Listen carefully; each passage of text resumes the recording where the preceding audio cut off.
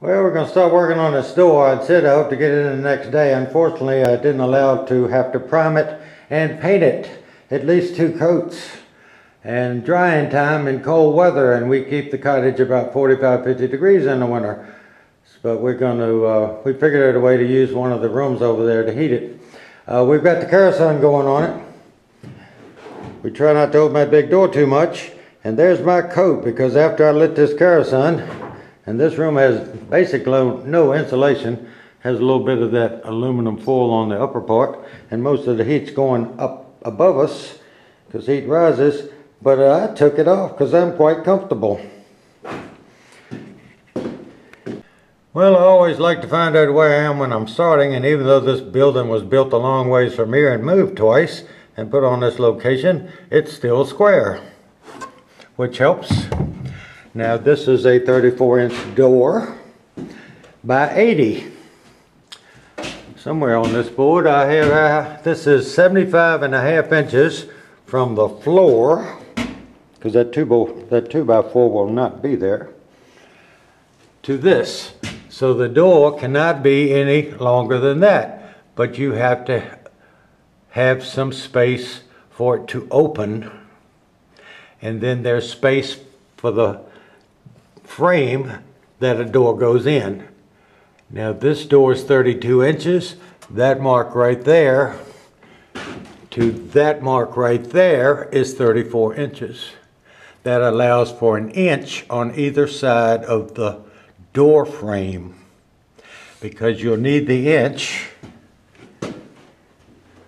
for the door frame on each side.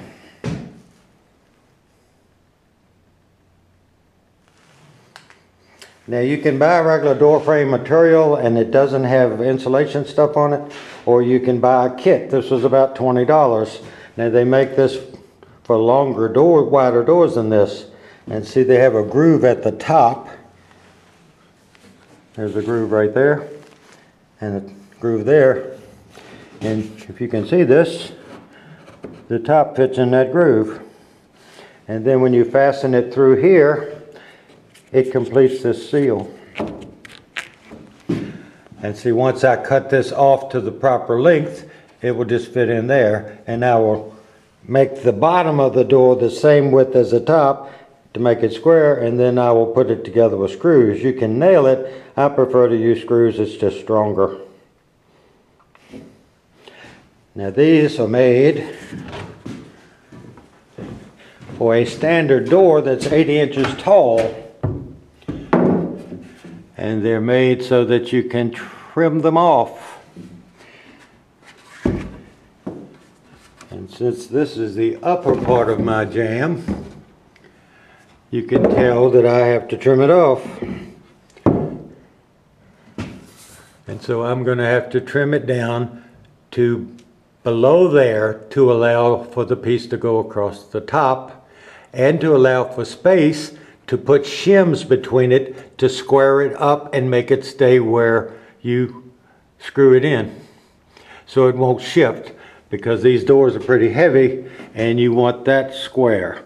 Now these also go in the openings, and let's just pretend that this stud will be over here. We'll pretend that's the stud I'm using. So if you had it 32 inches plus all of this, you've got to allow for this width of this board, which is that wide, on each side. Normally you would have 2 inches on each side.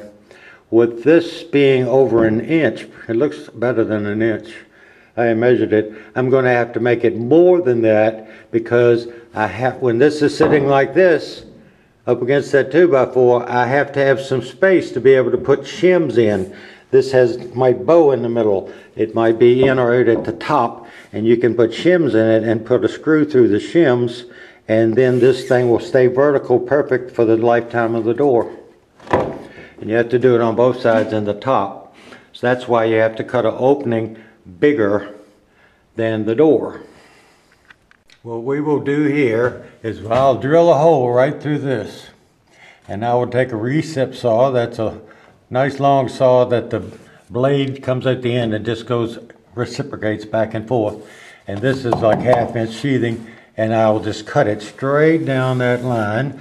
I will cut it straight across the top, and I will straight all the way over to here and all the way down to the floor.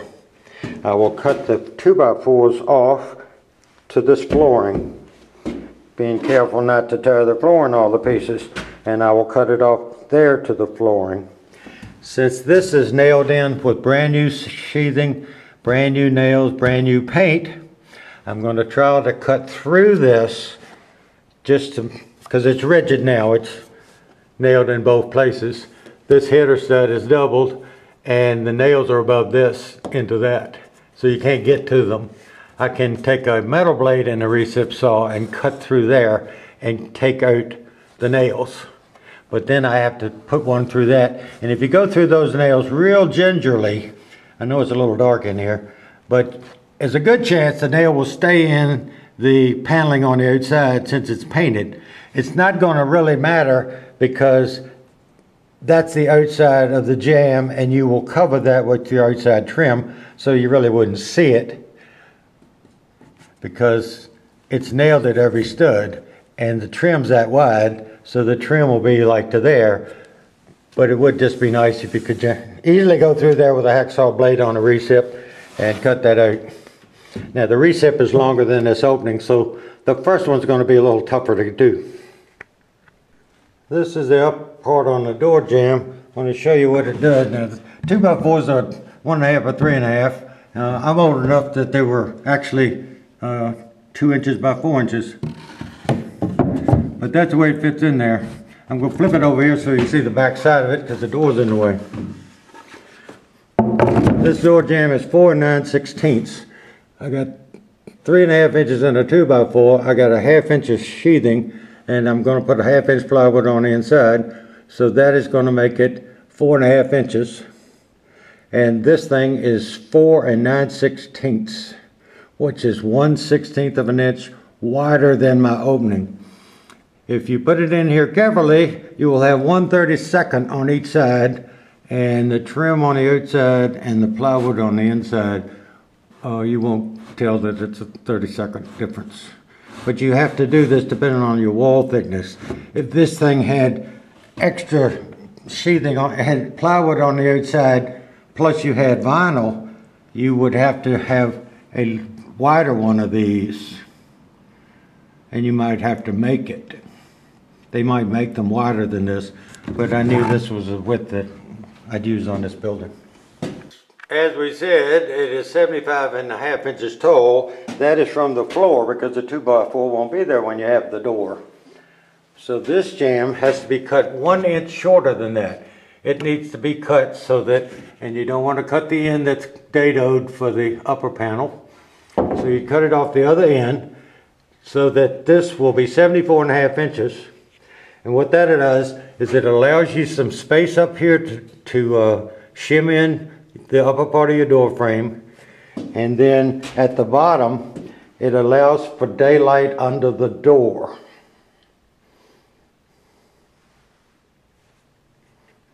Because we'll put a threshold there with a piece of rubber on it so that the door will compress it and it make it airtight. So you have to have that space for that. So now I'm just going to cut these 1 inch short. Well, this door is a standard 80-inch long door. To leave a space at the top and the bottom for the frame, we're going to cut it at 73.5. You might not have one of these little tools, but they're really great.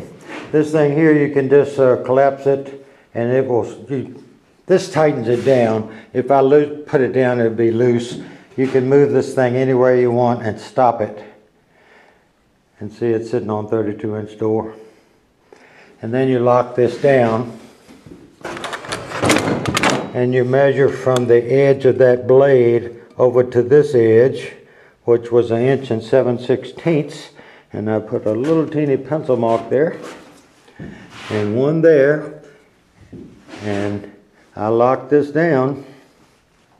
And now when I saw that saw, if I keep the edge on that edge there, will caught. It's really great for doing sheetrock. That's what it's made for, but it's not really made for doing the 8-foot side. It's made for doing the 4-foot side.